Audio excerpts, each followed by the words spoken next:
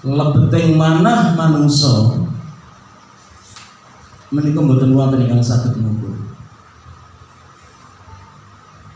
Kedalaman hati manusia tidak ada satupun manusia yang dapat mengukurnya. Meskipun tadi saya katakan bahwa kedalaman laut itu bisa diukur. Mungkin sering kita menemukan bahwa di depan kita ada banyak orang, kata dia, kata si mundur-mundur, sopan, santun, tersenyum, renyah gitu kan. Di depan kita. Tapi siapa yang tahu di belakang itu? Apakah benar senyuman itu adalah senyuman yang tulus? Apakah benar sikap manis di depan kita itu adalah sebuah ketulusan dari dalam hatinya? Kita nggak bisa menghakimi. Mudah-mudahan tulus sedaya. Amin. Bilang ganteng nggak ada yang tidak tulus. Minggu kapan kalau kita sampun sinau sareng-sareng. Kados pundi wonten tiyang sing senengane beto jubah ingkang panjang. Mboten namung jubah ingkang panjang. Jenggote nggih panjang. Enten juga ada jenggot mriki. Mboten namung jenggot dan jubahnya yang panjang. Apalagi yang panjang? Pandongane nggih panjang. Senengane mlaku-mlaku ten prapatan, ten pasar-pasar. Nindakaken napa? Betul. Kanthi swara-swara, kanthi swara kang buanter, pandongane duwau. Napa sing dikarepake? Pangalem puji. Tidak ada yang namanya ketulusan yang dilakukan para imam. Waktu itu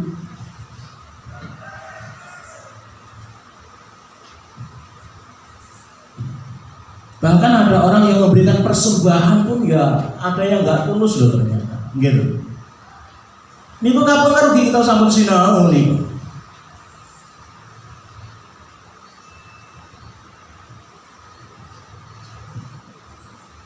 Budi wonten tiyang sugih mempersembahkan dan lebokno ring kotak persembahan sing alun. Ben kenapa? Ben ketok. Ben disawang wong. Wih. Ibu bapak dan para saudara yang kinasih, tidak ada ketulusan. Bahkan di dalam bait Allah pun ada banyak ketidakketulusan. Dan Allah tidak pernah sekali-sekali menghendaki ini. Allah boten nate remen para kinasihanipun nindakaken sedaya perkawis pelatosan boten didasari dilandasi kanthi raos manah tulus. Pramila yang menika Gusti nglajengaken piwucanipun supados kita sedaya para kinasihanipun nggadahi manah, nggadahi karakter niku tulus. Nah itu perlu sinau tembung tulus niki lho. Mboten gemen-gemen jebul. Tulus niku atosipun menawi basa Ibrani niku sarujuk kali nilai perfect utawi sampurna. Lan kula panjenengan mungkin mangertos bedanya kesempurnaan itu siapa yang memilikinya? Apakah di antara kita yang duduk diam pada pagi hari ini memiliki kesempurnaan itu? Satu pun saya panjenengan sedaya tidak ada yang sempurna. Menawi mekaten lajeng tembung tulus menika nalika dipun tujuaken dipun alamataken dumateng kula lan panjenengan maksudipun paling ngoten tembung tulus menika ugi nggadahi atos jangkep. utuh. Paling mboten Gusti ngersakaken supados kula lan panjenengan sami para kinasihanipun Allah nggadhahi sikap manah utuh. Utuh napane? Ingat maksudku. Yang disebut utuh itu adalah ketika ada pemahaman yang benar, maka kita melakukannya. Ini utuh. Antara pikiran, kehendak, perasaan dengan tindakan itu selaras. Ini yang namanya utuh atau tulus. Menawi jenengan ngertos sesuatu yang benar, sing sae ning mboten panjenengan tindakaken, niku artinya tidak utuh atau tidak tulus. Pramila kalau panjenengan demo nanti yang menikah, ini loh yang dikehendaki Allah. Sikap utuh, boten munafik, boten lamis. Apa ke Bapak Ibu? Apa boten? Jenengan persa bila mengampuni niku saya boten. Pengen kan? Hari ini saya sepakat. Mengampuni itu baik tak? Kalau kita tahu itu baik, maka mari kita lakukan. Itu loh namanya tulus. Kalau kita hanya tahu baik tapi tidak kita lakukan, berarti belum tulus. Ibadah itu baik, betul. Tetapi ketika kita hanya tahu itu baik namun tidak kita lakukan, itu artinya belum tulus. Tulus niku jangkep kekarepan karo tumindak niki selaras.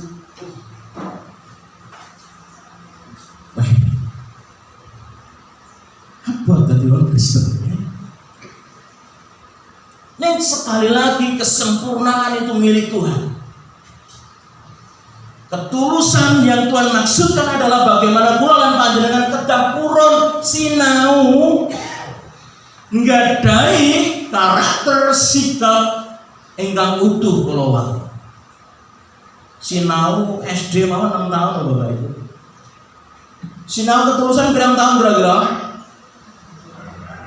Sinau ketulusan dengan tahun lulusnya.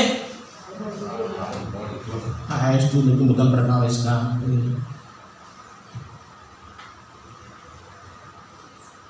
Kita butuh yang namanya tuntunan roh kudus, roh suci.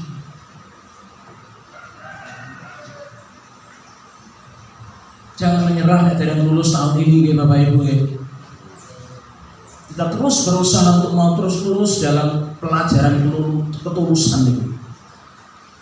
Karena Bapak Ibu, ternyata ketulusan itu punya dampak yang luar biasa. Mulakno kok angel ngoten niku.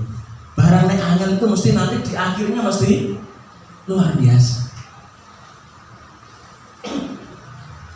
Tadi malam saya tantang anak muda. Kalian masih muda harus jadi teladan dalam keluargamu. Tidak perlu nunggu bapak dan ibumu untuk ngajak kamu berdoa. Dimulai dari kalian. Saya tantang. Saya doakan yang gak berangkat karena pentingnya bersekutu, pentingnya berdoa. Spesifik saya sebut nama. Saya doakan bersama teman-teman muda yang lain supaya teman-teman muda di sini bersama-sama bertumbuh di dalam kasih karunia Tuhan. Kalian harus jadi teladan dalam keluarga. Nek bapak ibumu gak bisa jadi contoh, kamu harus jadi contoh.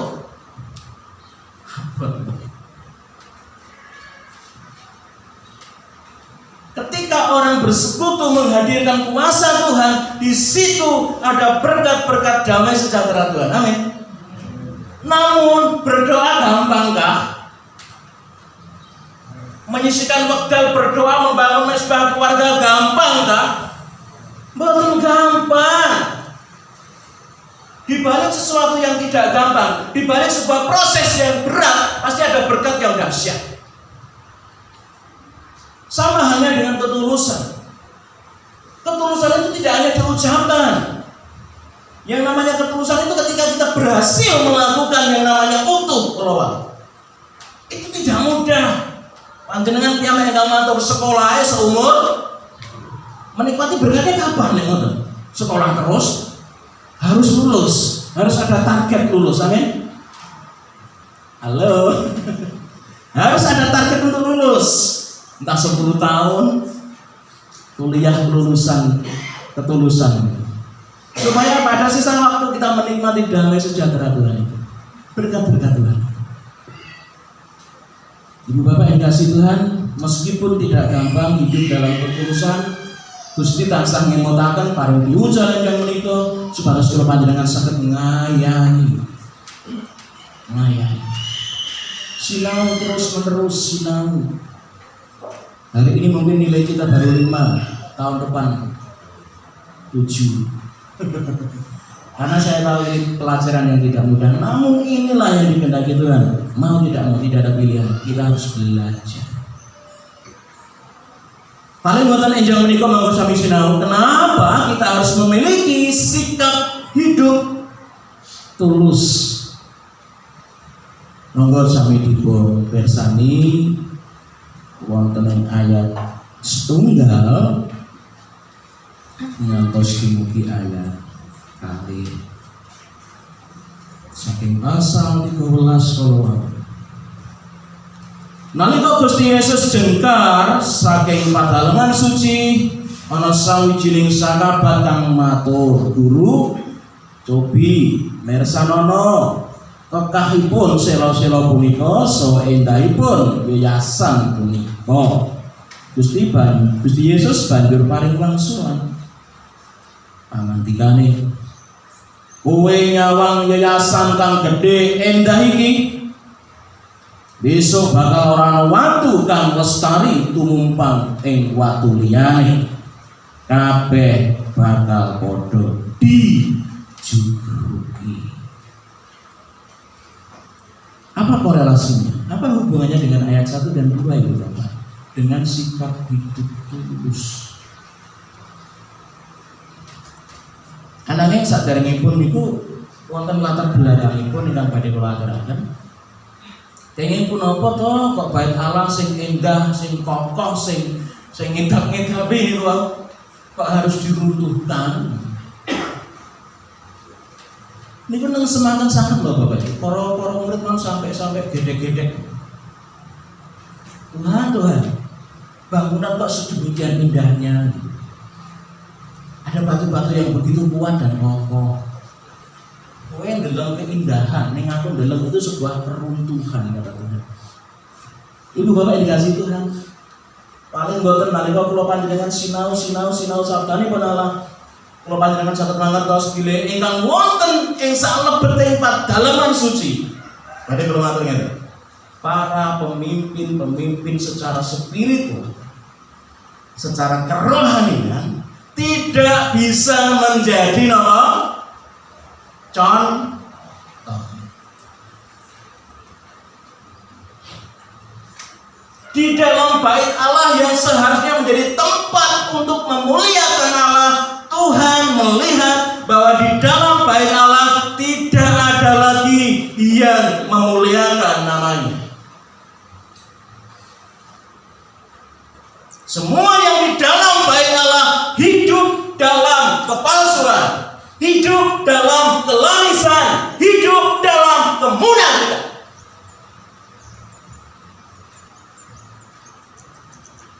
Allah marah.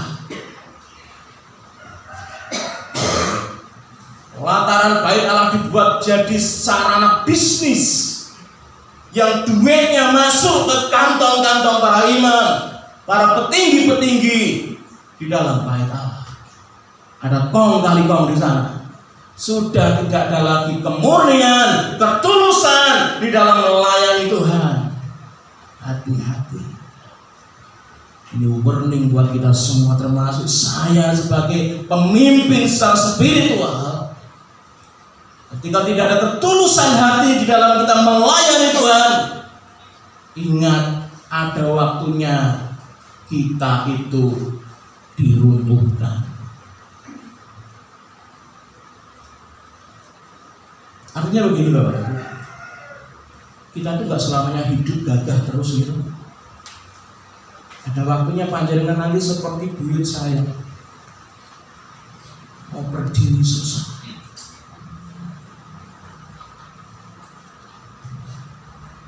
Ada waktunya kita nanti akan benar-benar menjadi orang yang benar-benar menghidupkan orang lain.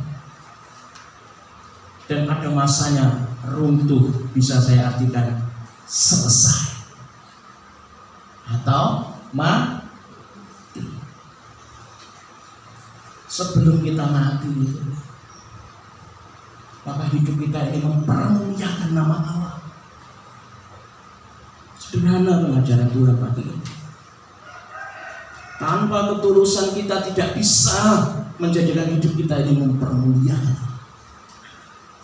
Contoh ternyata kok Alkitab tulis itu banyak orang yang beri persembahan hanya pengen di alam pun jijikkan di hadapan Tuhan. Ingat Ananias dan Safira, ketika dia tidak memberikan persembahan kepada Tuhan dengan tulus, langsung geledak mati di depan para rasul. Tapi ingat Yusuf, ketika dia tulus hati mendampingi Maria sampai kelahiran sang juru selamat, apa sih yang didapat oleh Yusuf? Ada yang tahu Bapak Ibu? Apa yang didapat oleh Yusuf? Kekayaan kah? Berlian kah? Deposito kah? Mobil kah? Boten. Yang didapat Yusuf adalah ketika dia punya tulus hati mengambil Maria sebagai istrinya, mendampingi perjalanan sang juru selamat sampai dilahirkan Yesus di kandang Betlehem. Yang didapat Yusuf hanya satu: penyertaan Tuhan. Amin. Amin.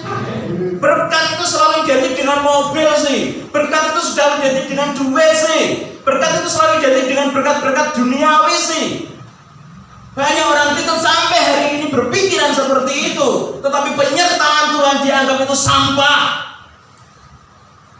Pagi ini Tuhan bilang kepada kita semua, orang yang tulus hati, dia mendapatkan penyertaan Tuhan.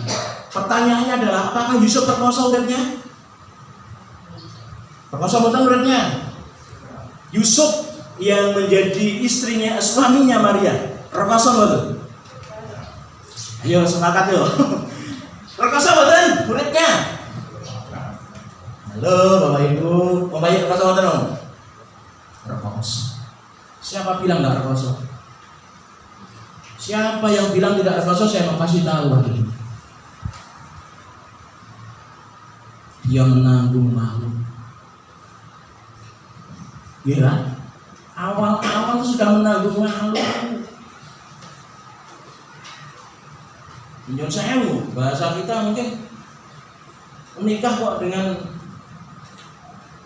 ya itu bisa kita lihat penghakiman sosial waktu itu kan.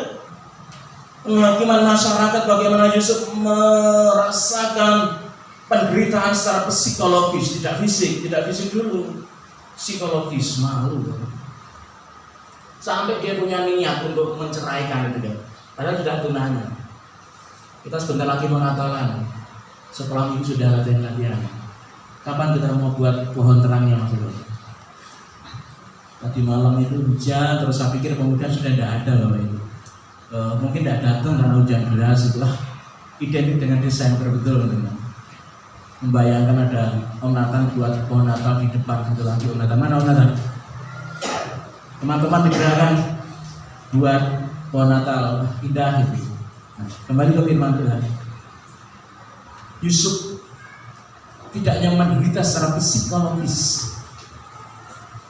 tapi juga menderita secara fisik. Harus berjalan kaki kembali mendatangkan diri, berjalan kaki Bapak Ibu. Nek mlaku dhewe sih rada ringan, kalih tiyang hamil. Ini menguji kesabaran yang luar biasa. Loh, katanya Maria itu mengandung dari Roh Kudus. Tempat nginap aja nggak dapat. Jangan sehari di spring bed empuk. Coba kita berpikir pada pagi hari ini, Maria Yusuf tidur di kandang, ambune kandang kaya apa? Itu penderitaan fisik yang baru sedikit dirasakan. Terancam mau dibunuh oleh Herodes, penguasa waktu itu yang punya kekuasaan prajurit ngejar-ngejar Yusuf dan Maria mau dibunuh. Ini penderitaan loh Bapak Ibu. Tapi satu hal yang saya katakan pagi ini, ketika orang tulus hati mengasihi Tuhan, melayani Tuhan, yang dia dapat apa? Penyertaan Tuhan. Amin.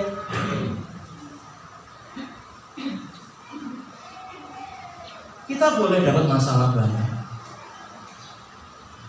Kita boleh diizinkan Tuhan punya persoalan-persoalan yang berat. Namun ingatlah, ketika panjenengan tulus mengasihi Tuhan, tulus melayani Tuhan, masalah-masalah yang jenengan alami akan lewat bersama dengan Yesus Tuhan. Amin. Ini loh, kita diberi kekuatan, kita diberi kemampuan. Penyertaan Tuhan dahsyat loh. Mari kita ubah mindset kita pagi ini. Berkati kurang mau duit, berkati kurang mau bentuk fasilitasnya. Penyertaan Tuhan itu juga berkat yang tak ternilai. Oleh sebab itu mari milikilah ketulusan hati sebelum bait Allah. Kita ini kan bait Allah gitu. Atau tidak tahukah kamu bahwa kamu adalah bait Roh Kudus? Kita ini bait Allah. Sebelum kita ini runtuh, sebelum kita ini mati Bapak Ibu. Pertanyaan pagi ini adalah, apakah sudah hidup kita ini Tuhan melihat kita, hidup kita mempermuliakan Dia? Jangan sampai yang terjadi di Alkitab ini, ketika Tuhan melihat di dalam bait Allah tidak ada hal yang memuliakan Dia, diruntuhkan dan runtuh dalam keadaan tidak mempermuliakan nama Tuhan. Kalau saya boleh meminjam istilahnya Venetia Angel, ada yang mau tebak saya mau kemana? Ada artis yang kecelakaan di tol di Jawa Timur. Kalau hidup kita tidak mempermuliakan Tuhan, kalau kita mati ada yang bisa tebak kita kemana? Tebak piyambak, jawab piyambak, renungkan piyambak. Yang pertama, kita harus memiliki ketulusan. Itu mutlak wajib kita miliki sebelum terlambat. Yang kedua Bapak Ibu, yang dapat saya sampaikan, kenapa kita harus memiliki sikap hidup yang tulus di dalam kehidupan ini? Mari kita perhatikan ayat yang ketiga. Bareng Gusti Yesus lenggah ing Gunung Zaitun adep-adepan karo padalaman suci, Petrus, Yakobus, Yohanes lan Andreas matur pitakon. Dhewean marang panjenengan, paduka mugi kalsa paring sumer pinjing punapa kelampahanipun bab punika saha punapa ingkang badhe dados alamatipun menawi sedaya punika wau sampun badhe kelampahan. Gusti Yesus banjur wiwit ngendika ayat 5, kowe padha sing awas, aja nganti kowe disasarake ing uwa. Bakal akeh wong kang padha teka nganggo jenengku lan celatu, iya aku iki sampun bakal nasarake wong pirang-pirang. Ketongi Bapak Ibu, kenapa kita harus tulus? Yang kedua adalah karena ada masanya, tidak hanya bait Allah akan diruntuhkan, tapi ada masanya kita akan menghadapi para penyesal. Gimana Tuhan katakan pagi ini, sing awas, bahasa Indonesia ini apa? Waspada. Jadi Tuhan menghendaki kita itu awas atau waspada. Kata waspada itu dalam banget Bapak Ibu. Di depan itu ada mobil Panther merah itu milik Mas Anto ya. Ketika parkir mesti orang sembarangan, kira Mas. Memperhatikan iki sak kiwaku iki nyenggol mobil sing silver iki ndak ngoten. Iki sing belah kiwa iki wis pas gak iki ning dalan apa ora? Mundurku iki pas ndak? Waspada niku ngoten niku lho Bapak Ibu. Memperhatikan dengan seksama. itu waspada. Itu yang namanya awas. Kayak yang parkir mobil ini, hati-hati. Tuhan menghendaki kita semua hati-hati.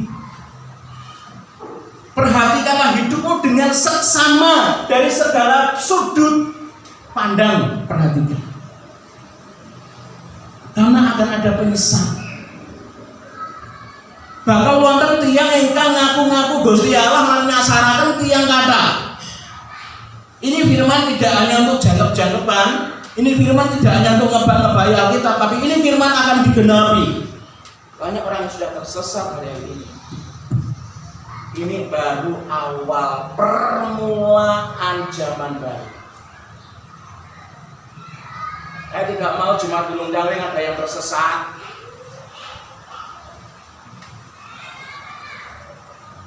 Apa hubungannya ketulusan dengan penyesatan? Saya sampaikan Ibu Bapak, ketika panjenengan mencintai mengasihi Tuhan dengan tulus hati, jenengan akan kenal Tuhan secara wani. Amin. Perhatikan baik-baik. Ketika jenengan Tuhan kenal Tuhan, kalau ada nanti orang ngaku-ngaku jadi Tuhan, jenengan percaya tidak? Tidak percaya. Jenengan akan terbebas yang dari namanya penyesatan ini. Jenengan akan luput dari bahaya penyesatan. Persoalannya adalah saudara kita mengenal Tuhan itu dengan wano. Saya kesulitan menerjemahkan kata wano. Bapak Tok mungkin lebih paham tembung Jawa yang katanya wano. Cuma saya tahu bahwa wano itu tidak hanya sekedar tahu, tidak sekedar kenal, tapi lebih intim, lebih dalam mengenal Tuhan. Jangan hanya kenal Tuhan sebatas dia juru selamat. Jangan hanya mengenal Tuhan sebatas dari mimbar. Jangan mengenal Tuhan dari sebatas dari orang. Katanya orang, Tuhan itu gini loh. Katanya Pak An, Tuhan itu begini loh. Kenalilah Tuhan secara pribadi Bapak Ibu. Temukan dia di dalam badai yang dengan alami, temukan Tuhan. Di dalam sukacita yang dengan alami, temukan Tuhan. Kenali dia. Nek empun kenal Bapak Ibu, menawi panjenengan sampun tepang kanthi wano. Mau orang ngaku-ngaku, bahkan dia bisa melakukan mujizat sekalipun, jenengan tidak akan terkecoh. Jenengan akan tahu mana Allah yang sejati.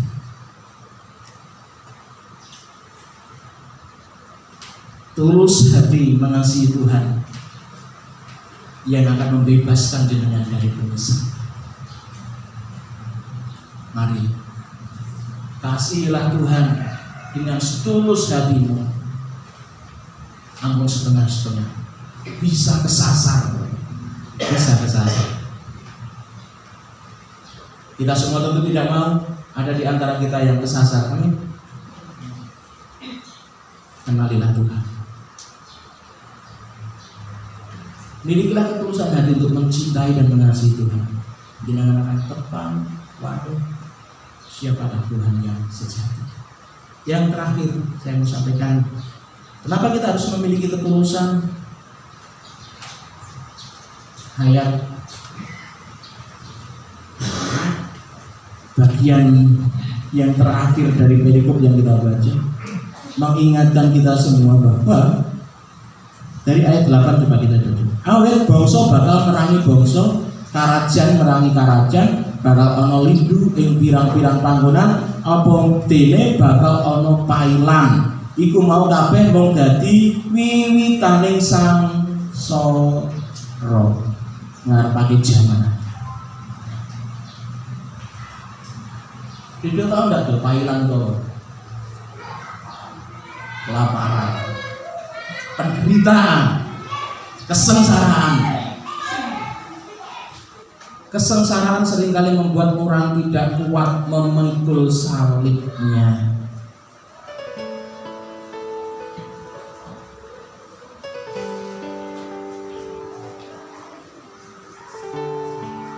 Kesengsaraan seringkali membuat orang melupakan Tuhannya.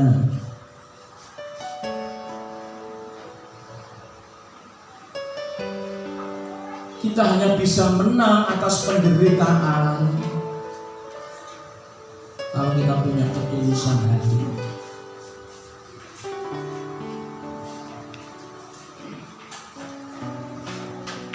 Saya tidak tahu apakah panjenengan ini sudah mulai merasakan pergumulan-pergumulan yang berat, penderitaan-penderitaan yang berat, yang mungkin seringkali membuat jenengan merasa titik yang terendah di dalam iman kita, mulai meragukan Tuhan, mulai tidak percaya akan Tuhan. Saya mau ingatkan, kembali kepada kasih-Mu yang mula-mula kepada Tuhan. Miliklah cinta yang tulus itu kembali kepada Tuhan. Kita akan menang melewati penderitaan-penderitaan yang Tuhan izinkan, walaupun sudah kita alami atau nanti yang akan kita alami. Kalau kita babasakan maus ayat itu sampai ayat 13, Bapak Ibu, penderitaan orang percaya tidak hanya penderitaan fisik, tapi lengkap kados Yusuf nih, penderitaan psikologis. Bagaimana semua orang akan membenci kita. Bayangkan, semua orang membenci kita. Dibenci satu orang aja rasanya gimana? Lebih digedeng wong siji rasanya ra nyaman gitu, bisa gitu. Tapi ini Alkitab katakan kita akan dibenci oleh semua orang karena iman kita. Bapak Ibu kasih renungan kita dengan kita membaca ayat yang ke-11. Dene menawa kowe diirit, diladekake, kowe aja sumeneng ing bab apa kang bakal dadi aturmu.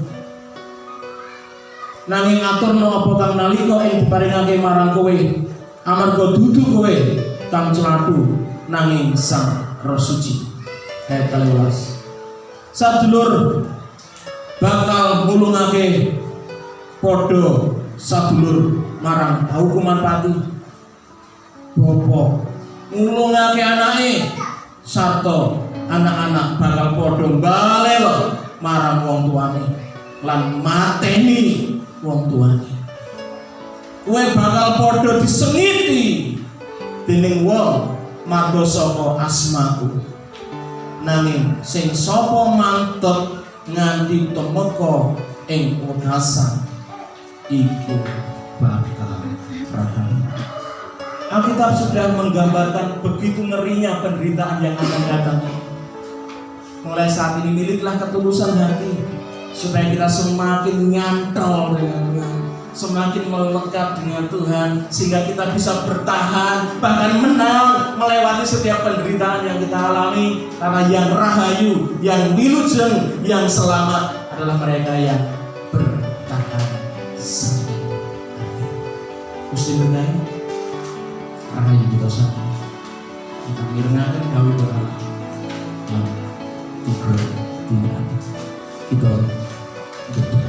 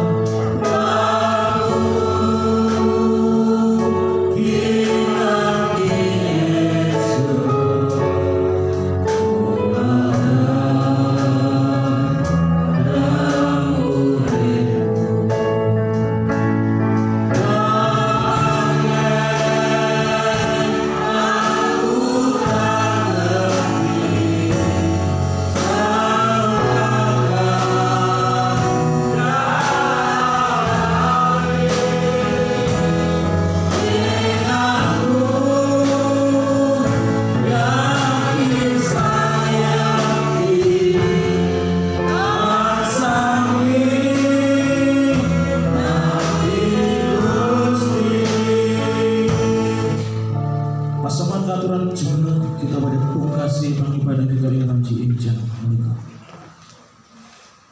Ibu bapak lan para sederek kinasihanipun Gusti, semoga sami menggerakkan papan pangibadah menika kanthi ayem lan tentrem. Semoga panjenengan ugemi napa ingkang dados pepanggon Gusti menika kelayan taat lan mantep ing pitados Gusti ngangge lan berkah.